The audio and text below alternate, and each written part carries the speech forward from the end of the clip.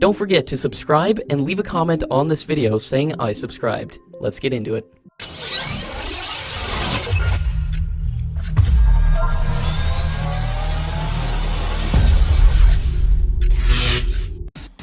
Indian Navy will showcase its operational prowess during a major event along the western coast of the country.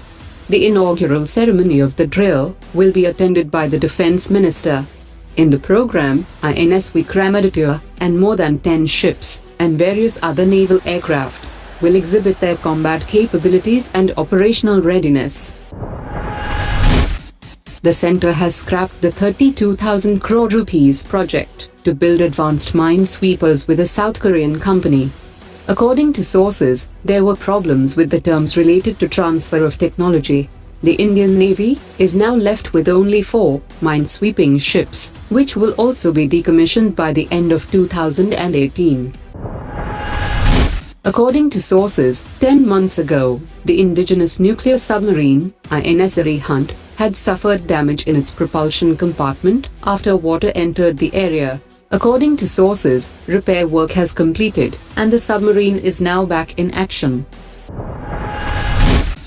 The central government has recently sanctioned the construction of 14,460 individual and community bunkers at a cost of 415 crore rupees along the LOC and international border.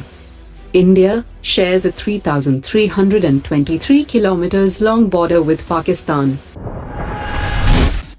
India will launch 31 satellites on January 12th, including the Earth observation satellite.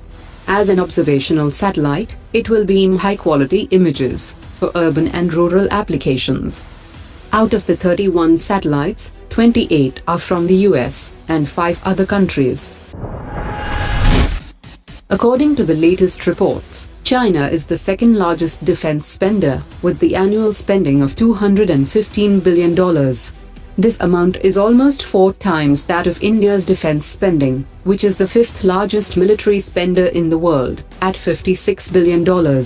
Russia is the 3rd largest military spender, with an annual defense budget of $69 billion. According to sources, China is building a military base for the Afghan armed forces in the province of Badakhshan. The plan promises a deeper Chinese involvement in Tajikistan. With the DF-17, China is in the lead with hypersonic technology. The DF-17 is to enter service around 2020. Once deployed, the DF-17 would pose a considerable challenge to air defense systems like the American THAAD and Japan's Aegis installations. A memorandum of understanding was signed between the Indian Institute of Technology Guwahati and the Indian Naval Academy for exchange of students and faculty for 5 years. The Defence Minister has said that a Defence Innovation Centre would be set to assist small industries in manufacturing components for the defence sector.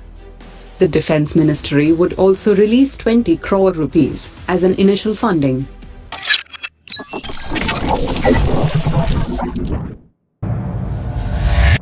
Omar dropped it.